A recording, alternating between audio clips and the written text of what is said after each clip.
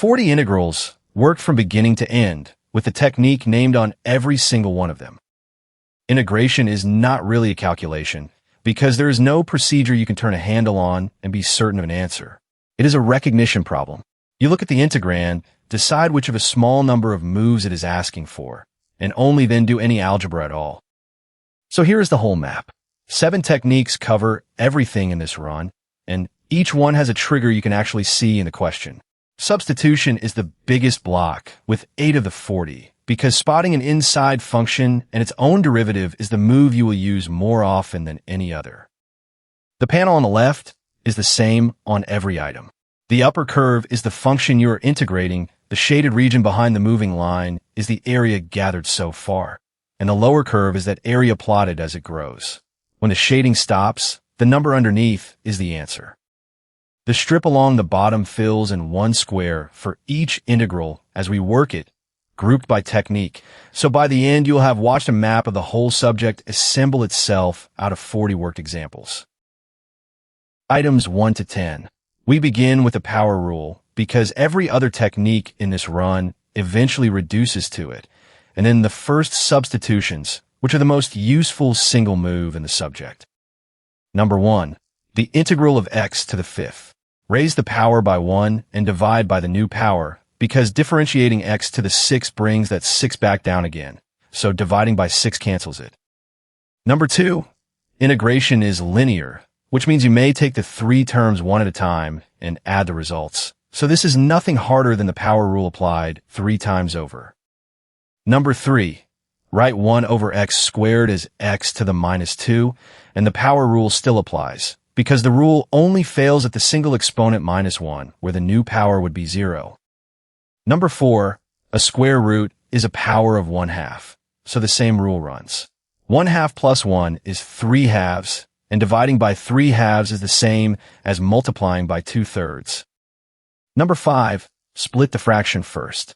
It becomes x plus 1 over x, and only the second piece needs the logarithm, because that is exactly the exponent the power rule cannot reach.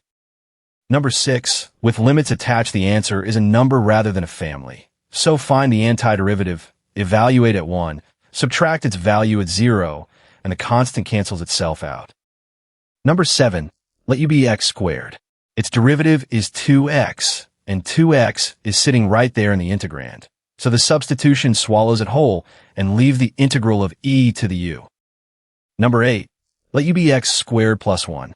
Its derivative is 2x, and we only have 1x, so we borrow a half, and what remains is the integral of 1 over u. Number 9. Let u be sine x, whose derivative is cosine x, and that cosine is the spare factor at the end. The whole thing collapses to the integral of u cubed. Number 10. Let u be the logarithm of x. Its derivative is 1 over x, which is the other half of the integrand, so this is really just the integral of u in disguise. Items 11 to 20. Substitution finishes here, and integration by parts takes over, which is a rule you reach for when the integrand is a product of 2 functions that have nothing to do with one another. Number 11. Tangent is sine over cosine, so let u be cosine x. Its derivative is minus sine x, and that minus sign is why the answer carries 1 too. Number 12. Let u be 1 minus x squared, whose derivative is minus 2x. The lone x out front is what makes this work, and the definite answer comes out as 1/3. Number 13. A linear substitution costs 1 constant. Let u be 3x, so do is 3dx, and every linear inner function behaves exactly this way. Number 14, same idea again. Let u be 3x plus 2, and because the inside is linear, the derivative is a bare 3, so 1/3 comes out and a logarithm goes in. Number 15, integration by parts trades one integral for another. Differentiate the x, because that turns it into 1 and makes the second integral easier than the first. Number 16, there is only one function here, so take the other factor to be 1. Differentiating the logarithm gives 1 over x, which cancels against the x you integrated. Number 17, differentiate the x again. Since a polynomial loses a degree, every time you differentiate it while sign never gets any worse than it already is. Number 18, the same move twice.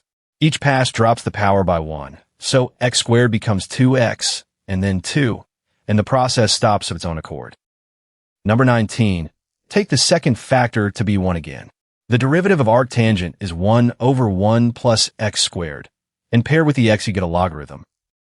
Number 20, neither factor ever simplifies, so apply parts twice, and the original integral reappears. Treat it as an unknown, move it across, and divide by 2. Items 21 to 30. Now the integrand fights back. When no substitution presents itself, the move is to change the function first, either with a trigonometric identity or by splitting a fraction apart. Number 21. Differentiate the logarithm rather than the x, because a logarithm is the factor that genuinely improves when you differentiate it and a power is not. Number 22. There is no substitution here, so change the function instead. The double angle identity turns sine squared into a constant minus a plain cosine, and both of those are easy. Number 23. The companion identity with a plus sign. Notice the two answers add up to x, which they must because sine squared plus cosine squared is 1. Number 24. This one you simply recognize. Secant squared is the derivative of tangent, so the integral is tangent, and recognition is a technique in its own right. Number 25. Two routes agree here. Substitute u equals sine x, or have the double angle first, and the two answers differ only by a constant, which is fine, because a constant of integration absorbs any difference of that kind. Number 26. One full hump of the sine curve. The area under it is exactly 2, which is a surprisingly clean number for a shape with no straight edges, and it comes out clean because cosine happens to sit at plus and minus 1 at both limits. Number 27. Tangent squared has no antiderivative you would guess, so use the Pythagorean identity, which rewrites it as secant squared minus 1, and you have just done secant squared 2 items ago. Number 28. The denominator factors, so split the fraction into 2 simpler ones. Each piece is then a logarithm, and their difference is a single logarithm of the quotient. Number 29. 1 over x times x plus 1 is the difference of 1 over x and 1 over x plus 1, and you should check that claim rather than trust it, because putting the 2 back over a common denominator takes 1 line. Number 30. With a numerator to place. Cover up each factor in turn and evaluate what is left at the root, which works because every other term is multiplied by 0 at that point. That gives 2 over x plus 1 and minus 1 over x plus 2. Items 31 to 40. The last block is inverse trigonometry, which is a short list genuinely worth memorizing, and then 3 definite integrals that are far easier than they first appear. Number 31. Factor the quadratic before anything else because the shape of the denominator decides the method, and a quadratic that factors is always partial fractions. Number 32. The roots are 2 and minus 1, so the split is into those 2 factors. Substituting each root in turn isolates one unknown at a time, which is far faster than expanding everything and matching coefficients. Number 33. This is the derivative of arctangent read backwards. It is worth memorizing because completing the square turns a whole family of integrals into this one. Number 34. The other one worth memorizing. A square root of 1 minus x squared in the denominator points at arcsine, and the curve blows up at both ends because the slope of arcsine does. Number 35. Pull out the 4 to make it 1 plus x over 2, all squared.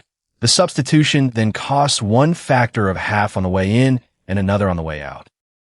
Number 36. Complete the square. 2x plus 5 becomes x plus 1 all squared, plus 4, and the shift inside the bracket costs nothing, because differentiating x plus 1 still gives 1. Number 37. Factor the 4 out of the square root to get a 2, and what is left is arcsine of x over 2. The 2 cancels exactly, which is why no constant survives out front. Number 38. You could do this with parts 3 times, but look at the limits. The integrand is odd and the interval is symmetric, so the 2 halves cancel and the answer is 0. Number 39. Odd over even is odd, so the same argument kills this one too. Checking symmetry before choosing a method costs a few seconds and sometimes saves the whole calculation. Number 40. The same integrand as number 33, now with limits. The area under that bell from 0 to 1 is 1/4 of pi, and pi appears here because arctangent is an angle, so a problem with no circle in it quietly had one all along. 40 integrals, and every one of them fell to one of 7 techniques. Look at what the finished map is telling you. Substitution took 8 of the 40, and integration by parts took 7. So those two alone accounted for 15, which is well over 1/3 of the run. If you only have time to drill 2 techniques, drill those. There's also an order worth working in, and it is not the order these are usually taught. Try the cheap tests first, because each one takes a couple of seconds and can end the problem outright. Check symmetry before anything else when the integral is definite, and leave integration by parts until last, since it is the only technique on the list that hands you back another integral to solve. One honest limit on all of this. Watching somebody else classify an integral is not the same thing as being able to classify one yourself, because recognition is built by attempting problems and getting them wrong rather than by seeing them worked. So take the list, cover the answers, and run the 40 again on paper.